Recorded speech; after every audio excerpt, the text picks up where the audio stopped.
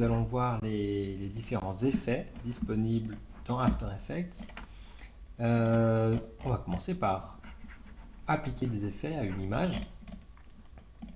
Voilà, dans cette composition 8.1 FX.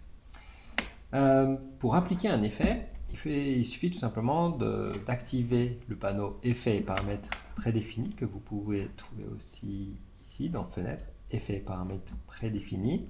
La raison pour laquelle je mets ce panneau à gauche de mes calques, c'est pour pouvoir plus facilement appliquer des effets. Vous allez avoir dans Effets et paramètres prédéfinis plusieurs groupes d'effets correspondant à de la correction colorimétrique, déformation, etc. Si on prend l'exemple de correction colorimétrique, on va avoir énormément d'effets qui vont nous permettre de changer la colorimétrie d'une image. Pour appliquer un effet, on va prendre par exemple Toner.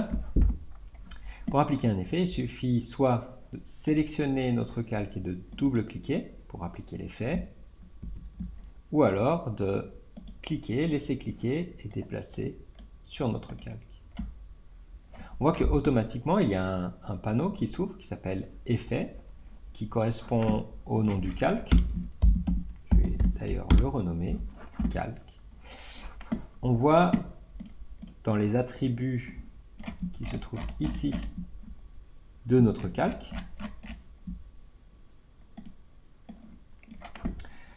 que on a ce panneau FX qui s'est activé en appliquant l'effet. On va d'ailleurs refaire. J'applique Toner. Hop, FX est activé. Si je clique dessus, ça me permet de désactiver les effets spéciaux qui sont appliqués sur ce calque. Je peux aussi désactiver des calques directement dans Effet calque ou ici je peux cacher, activer, désactiver un effet.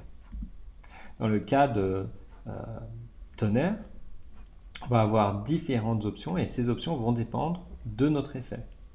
Dans mon cas, par exemple, j'ai envie de changer le tritone en duotone et puis changer les valeurs du blanc au rouge et puis les valeurs noires en bleu.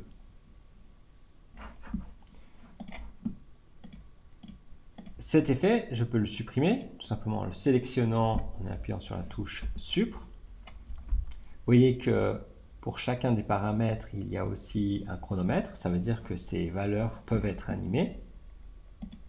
Je peux retrouver mes paramètres d'effet directement dans le calque. Vous voyez qu'en développant les paramètres de calque, j'ai Effet qui est activé ici. Et je vais pouvoir venir ici et rajouter des effets comme Highlight ou Shadows. Je vais pouvoir venir inverser.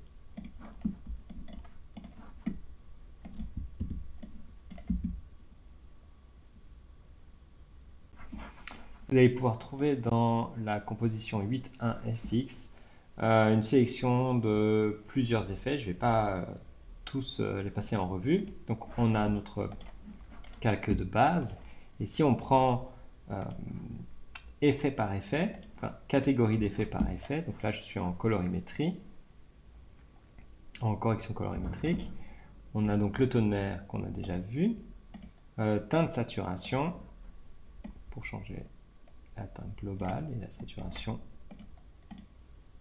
niveau qui va permettre de changer le contraste d'une image et aussi ses valeurs RVB. Donc là ici par exemple en supprimant du rouge. Et l'effet colorama que je trouve assez intéressant dans ce cas-là. J'ai mis un effet rouille et j'ai animé la phase. Ça fait qu'on a quelque chose d'assez psychédélique.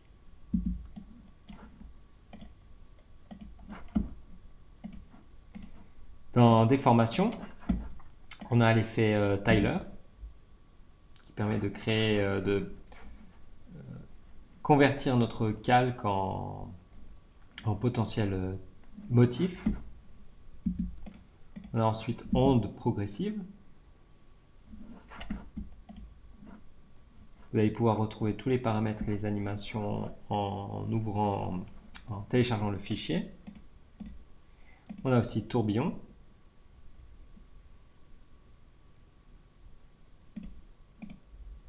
Et turbulence. Bien entendu que tous ces effets peuvent être additionnés, empilés les uns sur les autres.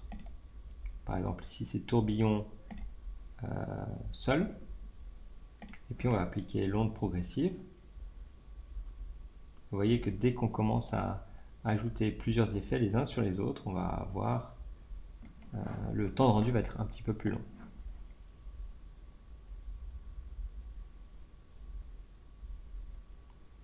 En empilant ces effets, on commence à avoir des choses qui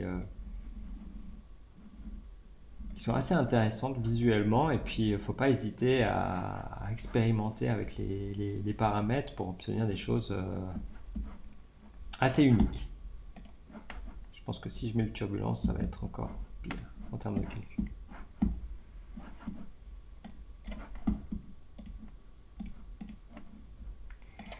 En esthétique, on a des effets qu'on peut retrouver aussi dans le logiciel Photoshop. Là, on a un effet Burn Film qui permet de faire une apparition. Là, je vais enlever la base.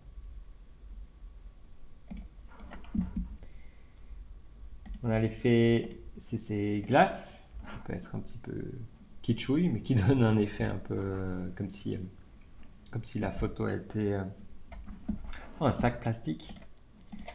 On a l'effet kaléidoscope, qui est intéressant, mais très génératif. On ne sait pas vraiment ce qu'on va avoir, et puis tous les projets où on a cet effet kaléidoscope se ressemblent finalement. On a l'effet repeatile qui est utile quand par exemple vous voulez dézoomer un petit peu votre image et puis que les pixels soient répétés. Donc là il y a une répétition de 500 pixels de chaque côté, et puis là on peut décider de la façon dont ils sont répétés. Juste en simple repeat ou unfold, et puis même cet effet a des choses assez intéressantes.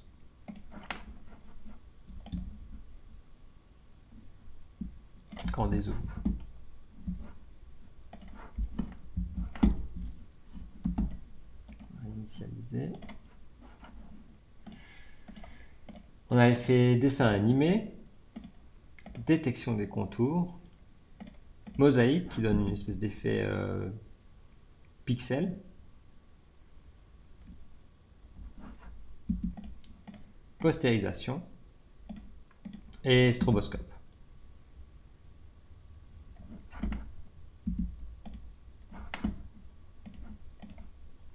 Dans la partie générée, on va avoir des effets qui ne s'appliquent pas nécessairement à des images. En fait, ils vont générer des visuels. Donc là, par exemple, on va générer un damier. On peut aussi générer des éclairs, des lumières parasites, c'est-à-dire ce qu'on appelle un effet de flair. On peut déplacer. On peut générer une grille et puis des espèces de motifs.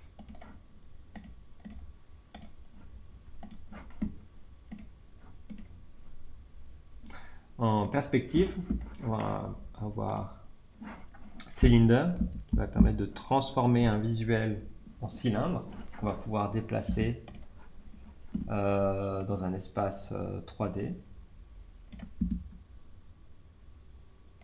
et animer. Et on a aussi sphère qui transforme notre objet en sphère.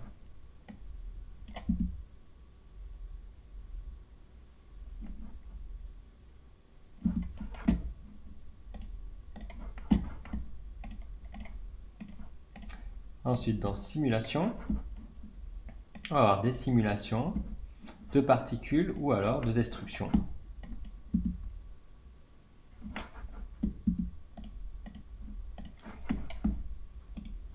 des bulles.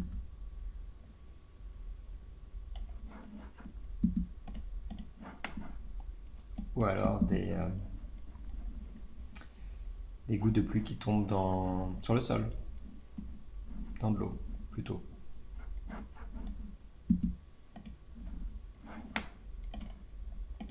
Si vous voulez en savoir plus sur les effets, alors la meilleure manière c'est de tester soi-même, mais il existe une chaîne YouTube d'un artiste qui s'appelle Jake InMotion, et puis il a créé une playlist qui s'appelle Effects of After Effects, et puis qui regroupe un grand nombre d'effets dans lequel on peut voir justement des aperçus, et puis il va assez loin dans ses démonstrations où il applique certains effets dans des cas très concrets.